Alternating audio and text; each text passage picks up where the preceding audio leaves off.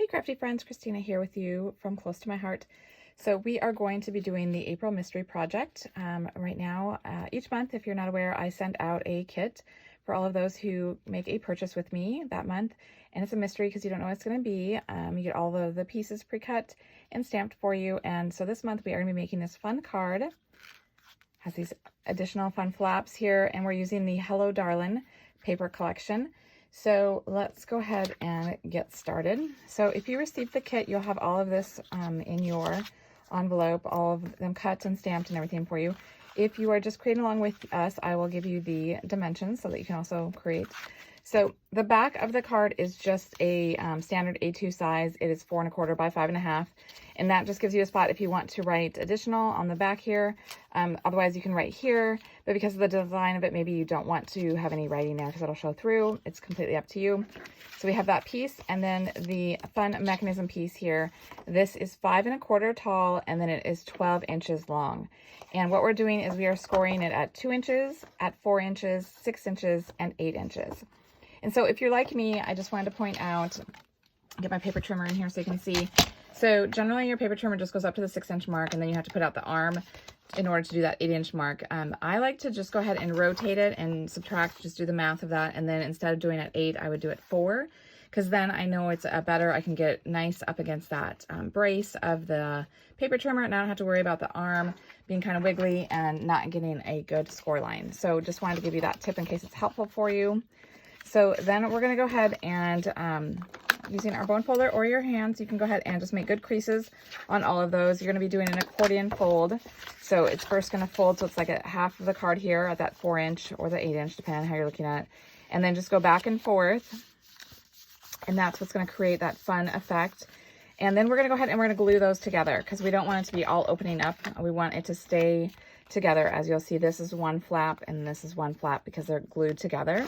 So we're just going to go ahead and put some adhesive behind this first flap here so that we can glue it to the second one, just like that. And then we'll go to this third panel, so that way we can glue it to the fourth panel. Just like that. So now you got, just like I showed you with a completed card, we've got the one flap, the second flap, and then the main part here. Okay, so then we can go ahead and actually glue this to the card base if we want. So we're not going to be doing anything more with that. That portion is done.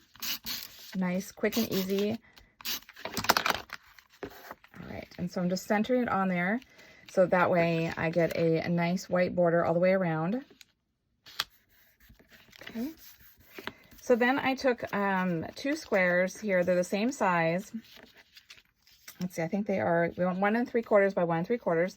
And I had them kind of a diamond effect so that way they can go along that, basically the edge of that flap. I thought it was a fun look. You could do circles. You could do it just as a square coming out. There's so many ways that you can play this up, this design, that make it really fun. And then I have an additional piece here. Instead of stamping a second piece here, I decided to put a solid piece of cardstock. So it's just 1/4 inch less. So it's 1 1/2 by 1 1/2.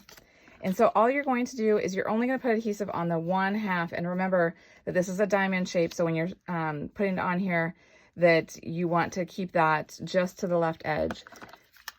And also if you're stamping too, if you don't have the kit and you're doing it, whoops, and don't put them on top of your gems because you'll see that it creates little bumps there.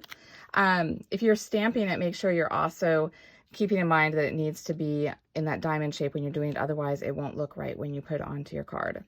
So then you're just going to go ahead and glue that down so that I put it all the way to the edge here. So that tip is there and the other tip here lands right on that edge of that first flap. And then for the second flap, I did one behind and then one in front. If you wanted to, you could just glue these 2 pieces together and have them be glued on like that. I just thought it made for a fun effect. But before I did that, and I didn't mention this, and I didn't already glue it down, but I wanted to kind of keep, since there is a lot of bulk with these flaps, I didn't want to keep adding more layers of cardstock. So a trick that you can do is you can actually swipe with your ink pad. And so let me grab a piece of scratch paper here. So all that means is you just take your ink pad in your hand and you just run that along the edge of your paper. And then it picks up that ink and it creates kind of an illusion that you have another layer of that sapphire behind the white without having to have the bulk. And so that is actually what I did in my sample card. You'll notice I did it with the 2 white pieces here, as well as this piece here that I have in the center of the card. But for this one here, I'm not going to do that just because I didn't do it on the first one. And that way you can see the difference between the two. So, all right. So then, like I said, I'm just going to go ahead and put the adhesive on the left edge. Remember, it's in a diamond shape. And I'm going to put mine from behind here. So you kind of want to align it so that it looks like it's a continuation. So the tip of this one kind of meets the tip of that first one. Glue it down like that. And then for your candy apple one, it can be on there completely because the way I did it, I'm sandwiching it on there. But I am still making sure that the points are on the edge of that flap. Okay. So it just makes for kind of a fun effect, because they look like it's all one piece, but then you see as you're moving it that they are separate pieces. Okay, so then for the inside, I have this piece of white daisy so that you can write your message. And I didn't want it to just be plain, so I went and I just took one of our journaling pens in the navy color, and I just did some doodle lines. And there's no real trick to it. The one thing I would say is that to not give it too much thought. The more thought you put on it, the harder it becomes to kind of, you don't need to worry about it being a straight line. It's a doodle, so it's going to kind of have some wiggle to it. And that's actually why it's kind of fun to do a second line like I'm doing here, where I'm kind of going in and out, kind of changing up the look of it so that it looks very intentional, where I'm dipping down where it dipped up before, so that it balances out those little wiggles that are in it. So just feel free to do it as you want. It does not need to be a perfectly straight line. And then I'm just going to go ahead and glue this to the inside of the card.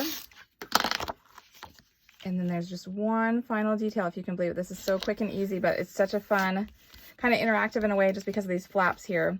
So then I have two of our clear sparkles, which would look fine. You could just put them on here, but they tend to have kind of more of a little bit of a feminine look to them, which is okay. And if you wanted to use this for a masculine one, what I find is really fun is using our metallic paint markers to color these. And so all you do is with it on the carrier sheet here is you just go ahead and color over it. And it gives it a nice like metal look to it. I don't know if that'll show up well on there, but you can see the clear versus the one that I've colored. And it does take a little bit longer to dry, so I'm going to just let it sit here. I'm not going to actually put it on my card right now. But it is a fun thing that you can do. We have it in the silver, gold, and copper. So it's just a great way to add a different detail to your projects. So that's all there is. It's super fun, super simple. Again, it was made with the Hello Darlin paper pack. And because it's called Hello Darlin, that's why I decided to do the hello on the sentiment here. And that actually comes from, let's see, the Endless Sunshine stamp set in the kit here, the hello. Okay, so I hope you've enjoyed it. And until next time, stay crafty.